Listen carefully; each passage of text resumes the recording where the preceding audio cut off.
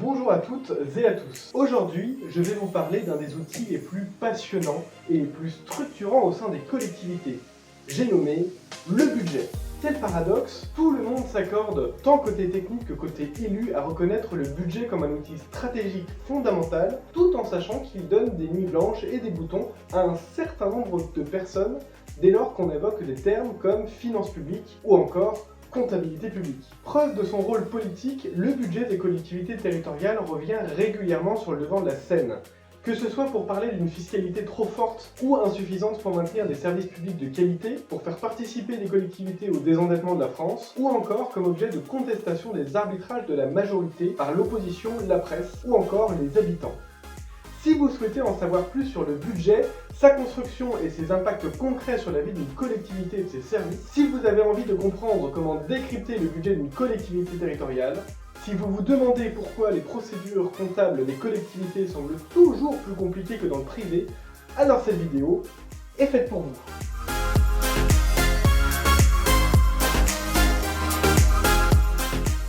Bienvenue sur la Territo, la chaîne qui va vous faire prendre de la hauteur sur la vie des collectivités territoriales. Le budget est un outil passionnant au service de la décision politique.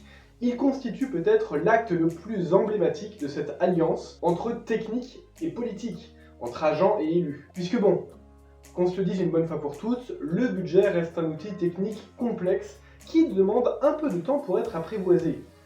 Rien d'insurmontable pour autant si on prend un peu le temps de se pencher sur la question comme nous allons le faire ensemble. Et une fois les principaux concepts appréhendés, on va pouvoir toucher du doigt ce qui donne toute sa saveur au budget en ce qu'il est un objet politique. Quand on parle d'action publique, on est bien tous d'accord qu'il faudrait rénover un certain nombre d'établissements scolaires, créer un nouveau musée sur le territoire, mieux accompagner les associations sportives, ouvrir de nouvelles gares et rajouter de nouveaux trains, augmenter le nombre d'agents de la protection matérielle infantile, ou encore agrandir la ressourcerie. Mais voilà, on ne pourra pas tout financer en même temps, et il va falloir faire des choix. En démocratie représentative, la population a transmis le pouvoir de décider à quoi va servir l'argent collectif à leurs élus, qui vont siéger au sein des conseils municipaux, départementaux, régionaux, communautaires ou métropolitains. On parlera plus généralement d'assemblées délibérantes. Ces assemblées vont avoir la lourde charge d'opérer des arbitrages entre projets qui, je le rappelle, sont pour la plupart parfaitement légitimes et justifiés. Mais commençons par le début. C'est quoi d'abord un budget ? Un budget, c'est avant tout un acte de prévision des recettes et des dépenses. Très concrètement, c'est un document dans lequel les élus vont inscrire les dépenses qu'ils envisagent de dépenser et les recettes qu'ils espèrent percevoir au cours de l'année civile à venir. Pour dire les choses clairement, en général, quand on fait un budget, c'est parce qu'on veut faire des dépenses. Mais la petite spécificité des collectivités, eh bien, c'est qu'elles dépensent l'argent des autres, ce qui justifie des règles d'encadrement extrêmement précises. Prenons les choses étape par étape. Une des raisons d'être des collectivités territoriales est d'investir dans l'avenir. Écoles, routes, nouveaux équipements sportifs, nouveaux trains, nouveaux festivals, centres d'accompagnement de l'autisme, etc., etc. Toutes ces dépenses forment ce qu'on appelle les dépenses d'investissement. C'est la partie la plus politique qui résulte même souvent de promesses de campagne. Sauf que ce n'est pas tout d'investir dans de nouveaux projets, infrastructures ou services publics, il faut ensuite les faire fonctionner. Il faut payer l'électricité pour éclairer la ville ou illuminer le sapin de Noël, il faut entretenir les espaces verts, acheter de quoi faire manger les enfants à la cantine, et surtout, il faut des agents pour faire tourner tous ces services. On parle de dépenses de fonctionnement pour qualifier toutes ces dépenses qui servent à faire vivre tous ces services au quotidien. Les dépenses des collectivités sont donc réparties entre ce qu'on appelle des dépenses de fonctionnement et des dépenses d'investissement. Si on compare avec le budget d'un individu, on pourra dire qu'on a d'un côté les dépenses du quotidien, qui permettent de se nourrir, de payer ses factures d'eau ou d'électricité, et de l'autre des dépenses d'investissement qui nécessitent d'avoir mis de l'argent de côté, et qui permettent d'enrichir notre patrimoine. On met de l'argent de côté pour acheter un super vélo cargo, assistance électrique, ou un nouvel appartement. Une manière de repérer ces investissements, c'est que ce sont des biens qui augmentent votre patrimoine, et que vous pouvez amortir sur plusieurs années. Eh bien, le principe est exactement le même dans les collectivités territoriales. Vous n'allez pas mettre de l'argent de côté pour acheter un fonctionnaire, et vous aurez d'ailleurs bien du mal à l'amortir. C'est donc bien une dépense de fonctionnement, à l'inverse d'un nouveau bus électrique ou d'un nouveau bâtiment. Quelle importance vous allez me dire? Eh bien, figurez-vous que c'est fondamental si vous voulez bien gérer les équilibres budgétaires de votre collectivité. Et oui, on a parlé des dépenses, mais pour dépenser, il faut d'abord avoir des recettes. Et c'est bien là la principale distinction entre une collectivité et une entreprise ou un particulier. Elle génère très peu d'argent de par sa propre activité, et la plus grosse part de ses recettes proviennent d'impôts locaux ou nationaux. Autrement dit, c'est vous qui financez toutes les dépenses que nous avons déjà évoquées, et vous êtes donc en droit de demander à ce que ces sous soient bien dépensés. Sans entrer dans le détail ici, vous financez les collectivités territoriales lorsque vous acquittez des taxes foncières, que vous payez de la TVA dont une partie est désormais reversée aux collectivités, lorsque vous payez des frais de notaire, qui sont en réalité en grande partie composés de droits de mutation à titre onéreux perçus par les départements, mais aussi plus directement lorsque vous payez la restauration scolaire, ou un ticket de patinoire. Pour comprendre comment sont structurées ces recettes, mettons-nous quelques instants dans la tête d'un décideur local, par exemple pour acheter de nouveaux trains ou entretenir une piscine. Schématiquement, 3 choix s'offrent à nous. L'impôt, par la modification de fiscalité locale, la redevance, en modulant le prix du ticket de piscine ou du billet de train par exemple, ou encore l'emprunt. Dans le premier cas, vous faites participer l'ensemble des contribuables de votre périmètre, qu'ils utilisent ou non le service public en question. L'idée est ici que tout le monde participe à la construction du réseau de transport ou à l'entretien d'un équipement d'intérêt collectif, en fonction de ses revenus et de son patrimoine. Ce financement par l'impôt est donc une solution qui cherche à être juste entre les citoyens en fonction de leurs revenus ou de leur patrimoine. Dans le deuxième cas, ce sont les utilisateurs du service ou de l'équipement qui en financent la gestion. C'est l'argent de la billetterie de la piscine ou de votre ticket de TER qui permet d'en financer le fonctionnement. Ce financement permet de cibler les véritables bénéficiaires du service public. A noter cependant que dans la plupart des cas, il est impossible de faire supporter la totalité d'un service à leurs seuls usagers. C'est même une des raisons d'être d'un service public. S'il était parfaitement rentable, voire s'il dégageait un bénéfice, il est très probable qu'un acteur privé aurait déjà développé des alternatives. Dans le troisième cas, le coût est réparti entre les générations actuelles et les générations à venir. Car si l'emprunt devra nécessairement être remboursé plus tard et avec des intérêts, cela peut avoir du sens lorsqu'on investit à moyen ou long terme. On sent bien que ça peut par exemple avoir du sens pour financer de nouveaux trains, mais pas pour l'entretien quotidien d'une piscine. Si l'on reprend nos sections d'investissement et de fonctionnement, la règle est donc que l'emprunt ne peut financer que les dépenses d'investissement, tandis que la totalité des dépenses de fonctionnement, c'est-à-dire les dépenses de personnel et les dépenses de gestion courante, doivent être équilibrées par les impôts, taxes et autres fiscalités, les recettes dites de gestion, redevances payées par les usagers, comme par exemple votre ticket de piscine, ou encore les dotations de l'État ou autres participations de personnes publiques. Et là, mesdames et messieurs, sous vos yeux ébahis, nous venons ni plus ni moins de définir le premier des 5 règles budgétaires, j'ai nommé le principe d'équilibre budgétaire. En réalité, on parle de double équilibre des collectivités territoriales. Les dépenses des 2 sections confondues doivent être équilibrées avec les recettes des 2 sections confondues. Mais chaque section doit également comporter un équilibre entre recettes et dépenses. A noter qu'on retrouve à peu près la même philosophie que pour les particuliers. Votre banquier refusera sans doute d'octroyer un prêt pour payer vos factures d'électricité et vérifiera que vos revenus mensuels permettront au moins de payer les intérêts de votre emprunt. Ce qui traduit pour les collectivités l'intégration des charges financières, et notamment le paiement des intérêts de la dette, dans la section de fonctionnement, tandis que le remboursement du capital est intégré dans la section d'investissement. Ce n'est par exemple pas du tout le cas de l'État, qui ne dispose juridiquement d'aucune nécessité d'équilibre budgétaire, si ce n'est quelques grandes orientations définies au niveau européen. On l'a dit, les dépenses et les recettes de fonctionnement doivent être à minima à l'équilibre. Mais dans un certain nombre de cas, les recettes de fonctionnement dépassent même les dépenses de fonctionnement. La collectivité dégage alors ce qu'on appelle une épargne brute ou une capacité d'autofinancement qui va pouvoir servir de recette pour financer l'investissement aux côtés des emprunts.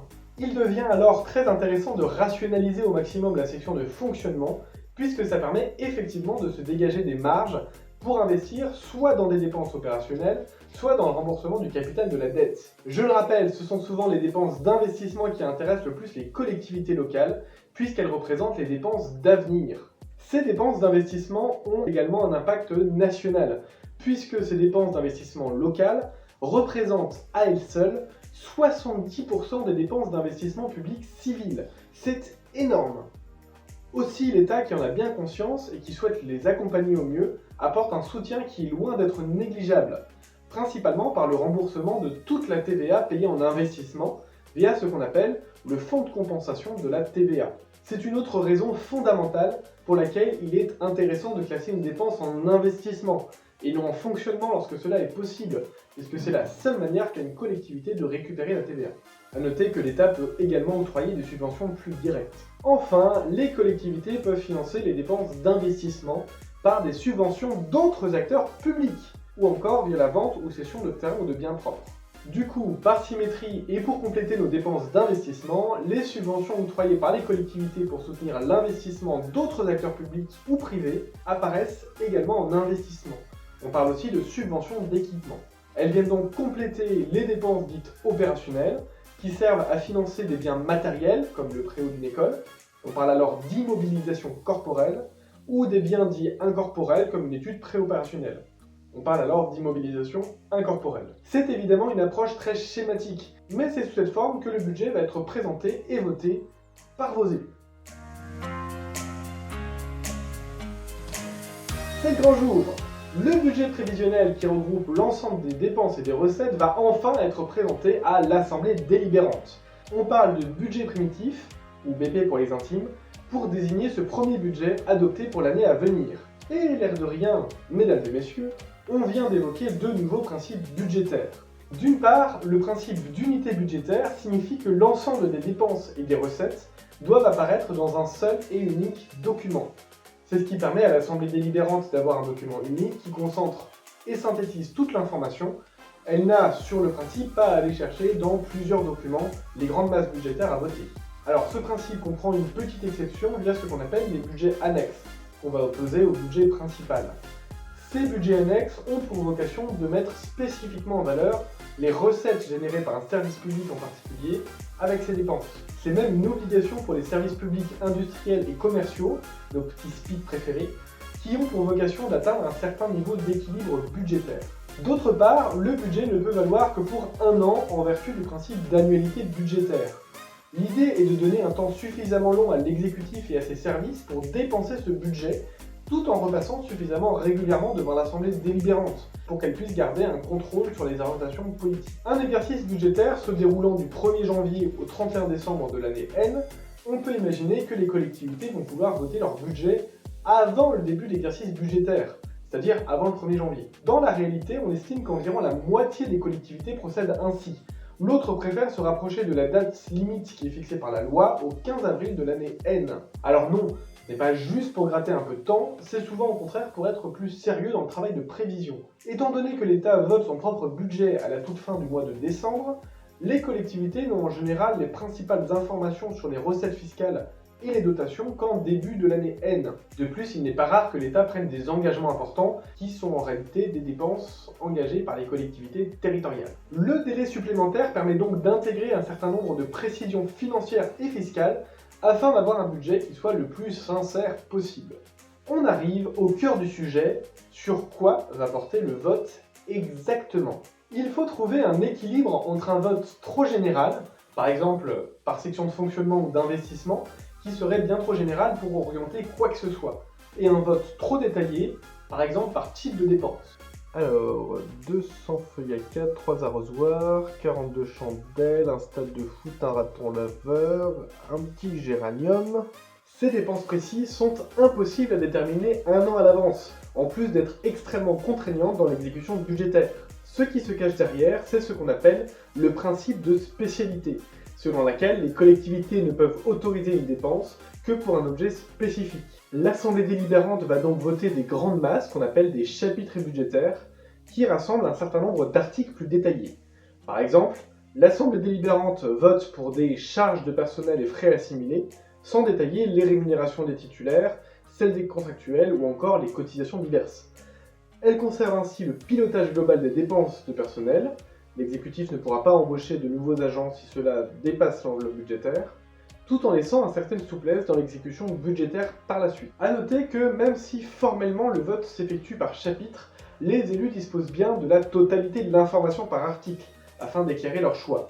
De plus, l'Assemblée délibérante a toujours la possibilité d'être plus contraignante par un vote détaillé par article, s'ils considèrent qu'il y a un intérêt et une visibilité suffisante pour entrer dans ce niveau de détail. À noter que ça reste toutefois extrêmement rare. Toujours dans cet objectif de bonne information budgétaire et comptable, les budgets locaux doivent respecter un autre principe qui est le principe d'universalité, selon laquelle la totalité des dépenses et des recettes doivent apparaître dans le budget sans possibilité de contraction. On pourrait par exemple imaginer que certaines recettes spécifiques, comme les forfaits post-stationnement, compensent une partie des dépenses de contrôle et qu'on ne pourrait donc afficher que le solde de ces dépenses et de ces recettes. Mais non! C'est impossible, puisque le principe d'universalité induit une non-contraction des dépenses et des recettes. Dans la même veine, on entend souvent une super idée selon laquelle on pourrait augmenter un certain type de recettes pour financer un type de dépense en particulier. Par exemple, on pourrait augmenter une taxe foncière afin de créer une nouvelle médiathèque dans un quartier prioritaire, dans un souci de redistribution sociale. Mais non! C'est impossible, puisque le principe d'universalité induit toujours une non-affectation des recettes et des dépenses spécifiques. Toutes les recettes doivent donc rester dans un pot commun à l'ensemble des dépenses. Comme nous l'avons déjà évoqué, les dépenses d'investissement concentrent des enjeux politiques importantes, avec des dépenses conséquentes qui dépassent en général largement le cadre d'un seul exercice budgétaire. Pour remédier à ce problème, les collectivités disposent d'un instrument prévisionnel important, le plan pluriannuel d'investissement. On parle aussi de PPI. L'idée est finalement assez simple. On définit en investissement un certain nombre de programmes, par exemple la construction d'un nouveau lycée, d'une nouvelle patinoire, l'extension d'un tramway ou encore la construction d'un centre d'orientation. Chacun de ces programmes va faire l'objet d'une estimation financière globale qui va ensuite être ventilée par année en fonction de leurs échéances techniques et politiques. L'Assemblée délibérante va voter l'enveloppe globale de chacune de ces dépenses. On parle alors d'autorisation de programme ou d'AP. Il y aura donc autant d'AP qu'il y a de programmes, et c'est la somme de ces AP qui forme le plan pluriannuel d'investissement, qui peut être ajusté à chaque vote budgétaire. C'est en général la partie la plus parlante lorsque vous ouvrez un budget, puisque c'est un des rares moments où vous pouvez retrouver des grands projets nominatifs avec des montants associés. Cependant, en vertu du principe d'annualité, l'Assemblée délibérante va arrêter chaque année la partie de chaque autorisation de programme qui pourrait être consommée dans l'année. On parle alors de crédit de paiement, ou CP. Il y aura donc également autant de crédits de paiement qu'il y a de programmes au sein de la PPI. Tout l'enjeu de la PPI consiste à présenter aux élus les conséquences de leurs choix budgétaires sur l'ensemble du mandat et au-delà. Ce n'est donc pas tant un outil de prospective qui consisterait à estimer les dépenses et les recettes à venir, mais bien un outil de planification et de mise en perspective d'arbitrages politiques qui ont déjà été votés. Il arrive ainsi régulièrement que la somme des AP ne tienne pas sur un mandat, et il revient aux élus d'en prendre acte. Soit en lissant les programmes au-delà du mandat, ce qui représente toujours un risque, soit d'acter que la PPI fonctionne en l'état, mais qu'ils ne pourront financer aucun nouveau projet dans les années à venir, ce qui n'est jamais très confortable, soit d'opérer des arbitrages plus forts sur les dépenses, par exemple en abandonnant certains projets, ou sur les recettes, par exemple en augmentant la fiscalité. Concrètement, chaque année, l'Assemblée délibérante va donc voter son budget prévisionnel par chapitre, réactualiser les montants de ses autorisations de programme et déterminer les crédits de paiement utilisés pour l'exercice à venir. Ces différents votes représentent un moment important pour les collectivités territoriales, et les délibérations qui en résultent sont souvent suivies avec beaucoup d'attention par les médias et les citoyens qui s'intéressent à la question. Pour autant, le vote du budget étant déjà tellement complexe, il est extrêmement rare de voir des éléments modifiés directement en séance. Autrement dit, au moment où le budget arrive en assemblée, le plus gros a déjà été arbitré tout au long du processus de construction du budget. Et c'est là qu'on passe de l'autre côté de la barrière. Si vous voulez savoir comment l'exécutif et ses services font pour construire et exécuter au quotidien le budget, je vous invite à voir la deuxième partie de cette vidéo. On va expliquer tout ce qui se passe en coulisses et je vous assure, ça va être croustillant. Enfin, budgétairement croustillant, j'entends. Allez, un petit pouce bleu, un partage à un ami et on se retrouve sur la deuxième vidéo.